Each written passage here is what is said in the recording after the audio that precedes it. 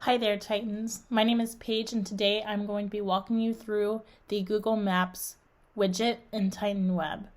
So let's get started. We can drop in our Google Maps widget by going to the plus sign, going down to widget, and then here is the Google Maps element. You can resize it to fit the needs of your project. And then the next step that's very important is adding in your API key. So you can obtain a API key from Google Maps by going to Google Maps or google.com. There is a free version, I believe, under a certain limit of API calls. And then once you have your Google Maps API key, you can go to Site Elements, go to API Keys, and then enable it and drop in your Google Maps key, and then you'll be ready to go. So there are a few components to the Google Maps settings. Content is where you can identify a single location on Google Maps, either statically by filling in these values, or you can set up a Salesforce get to bring in a single location, either geolocation or address from from Salesforce. Pins allow you to bring in multiple locations, so you can have like all of your locations from accounts pulled in or all of your locations from contacts pulled in, and you're able to have multiple different pin types. So you can have different colors for different types of accounts or different types of contacts, whatever you would like. Pins allow you to just have multiple locations identified and have different settings on them.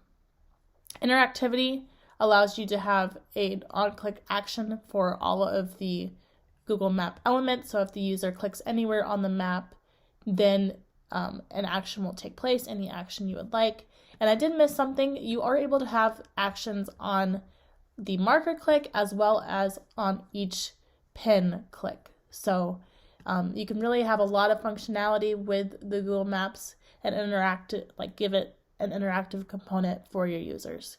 And then conditions, animation, and metadata are all the same as the rest of the elements. Conditions allow you to put up any conditions on the element. Animation allows you to get funky with the settings and how it shows for your users. And the metadata identifies the field, the parents field, the type of field. Tag allows you to have better identification for whenever you are configuring this with Salesforce. Comment allows you to understand this element better for yourself, give it some comments. And then tab index gives it a number that will be the order of that tab. So if the user is clicking tab through the page, what order will this element show up for that user? I hope that makes sense. Okay, so let's get started by adding in a marker. I'm going to not use the static value, but I'm going to just assign it through Salesforce. So I'm going to go to Settings, go to Salesforce. Let's go ahead and just delete these so we can do this together. Let's create a new get. It's going to be an account. Call get account. I'm going to make it a user action and then configure it to load whenever the page loads. And because this is a marker, we only need to get the first record, because the content marker can only get one value, one location. And then because it's only one location, I'm just going to set the condition to be account ID equals static, and then I'm going to grab this account ID. Copy and paste. Perfect. And now let's do the mapping. So for markers, here are the 4 things that you need to map for the marker component. Go to marker, marker latitude, marker longitude, marker value, and marker text. And so we'll type in latitude, and we can see the geolocation latitude. And then for longitude, I'm going to get geolocation longitude, marker value. Let's do the account ID, and then the text is what shows up whenever they hover over that pin or marker. So I'm going to pull up the account name whenever they hover over that. All right, so now that is mapped. Let's click apply, close, save, and let's go ahead and give it an on marker click action. I'm going to show a message, and this message is going to be, this is our store location.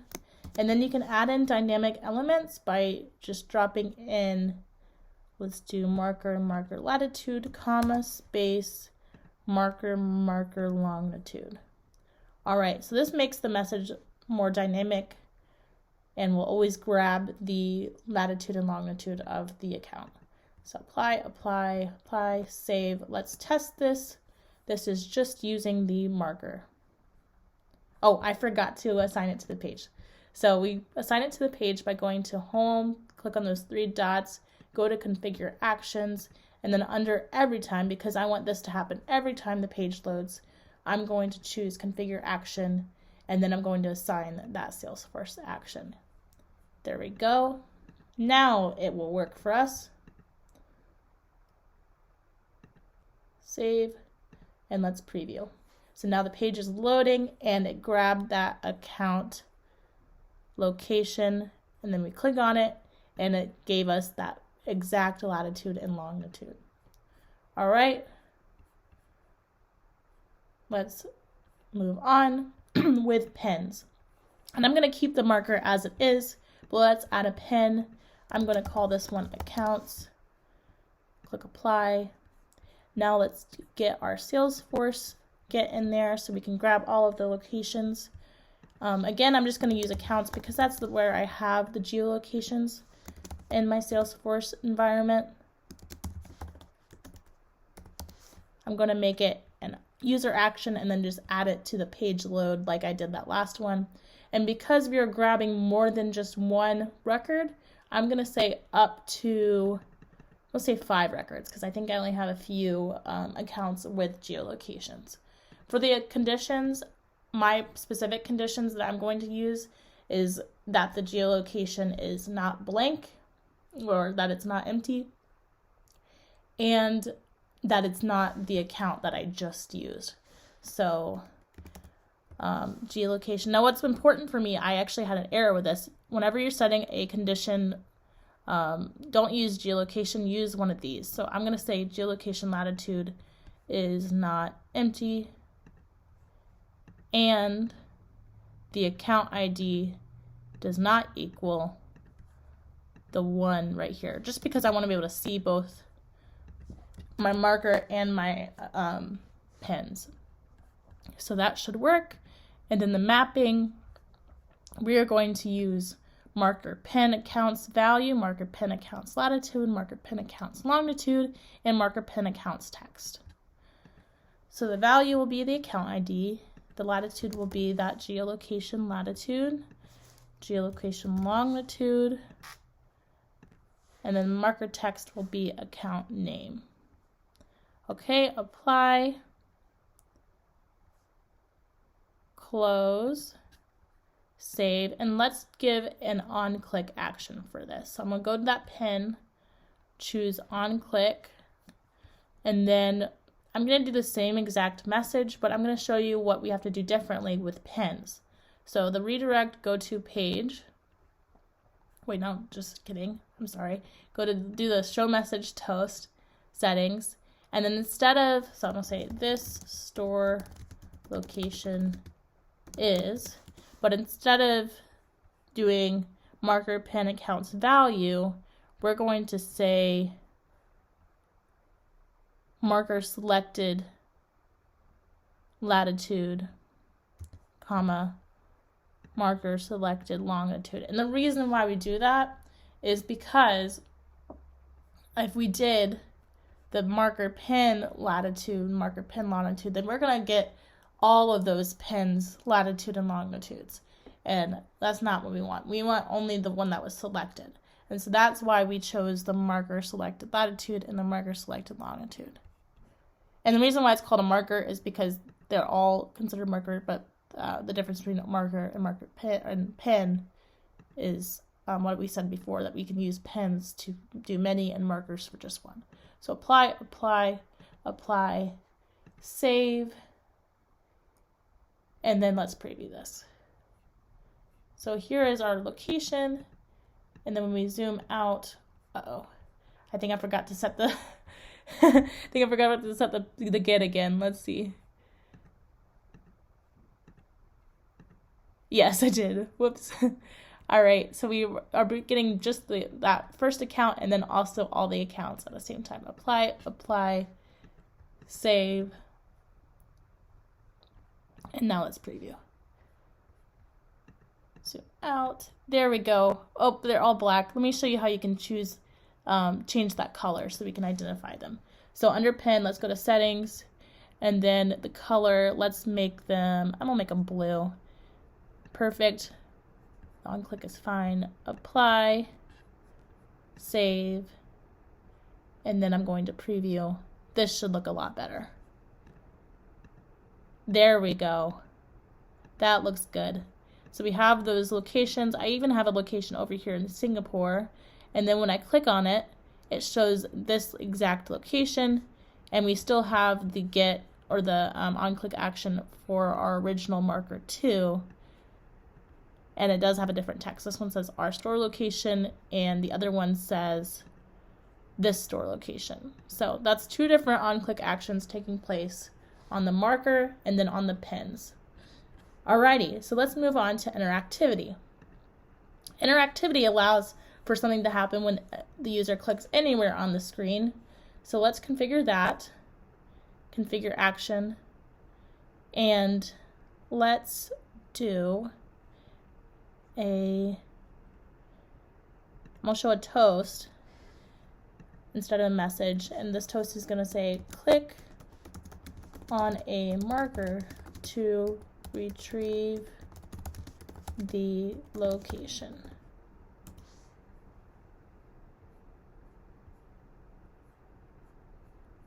Apply, save. Now let's choose preview, and we'll zoom out. We can see all of our locations. I'm going to click over here, and then we get that toast. Click on a marker, retrieve the location, and we still have all those other elements within it. Awesome. Now another perk to the Google Maps setting is that we can really utilize the a parameter to also interact with the end user's location. So let me show you how you can set that up. If you go into Site Elements, go into Tools, Custom Variables, we can set up a system variable. We'll call this one latitude, and then we can set the default value to be the current latitude, and then the current longitude. And that's the latitude and longitude of the end user. So the person who is opening the site or project itself. So I'm going to click Apply. And instead of doing the marker for that account, this Burlington Textiles, I'm going to do the current user's current location. So under this get account, instead of mapping it to this, I'm going to do lat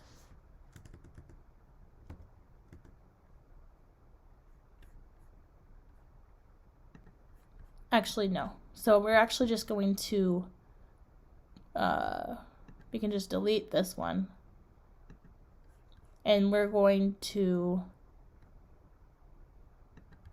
go to Pages, the three dots, Configure Action, and then on Conditions, if lat is not empty and long is not empty, then we can go to Effect Elements, Google Map Marker Latitude, and we're going to set the value.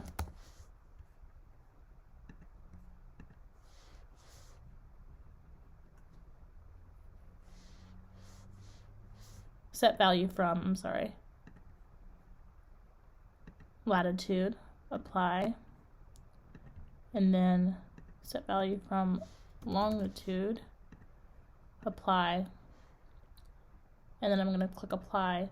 So what this condition is saying is if the latitude and longitude is not empty, then set the marker values to that user's current latitude and current longitude. And the reason why I set this up under a condition is because it takes a second for the site to obtain that current user's latitude and longitude. All right, so I'm going to click apply, save, and then preview. It's going to take a second to grab the location, but then it does. So here's the user's current location, and then when you zoom out, you're able to see all of the other locations. Now let me show you the zoom out, because I do kind of want to see it happen so that you're able to see the locations whenever it's loaded and then zoom in. So I'm going to click save and then preview. And then it moved. That is the current location. And we have the other locations and markers. And you're able to click on them. As you can see, each of these locations have different geolocations. And then this is our marker. The possibilities are really endless with this tool. So I hope that this tutorial has helped and that you utilize our Google Maps widget to have better interfaces with your customers and clients. So thank you for watching this video, and I hope it helped.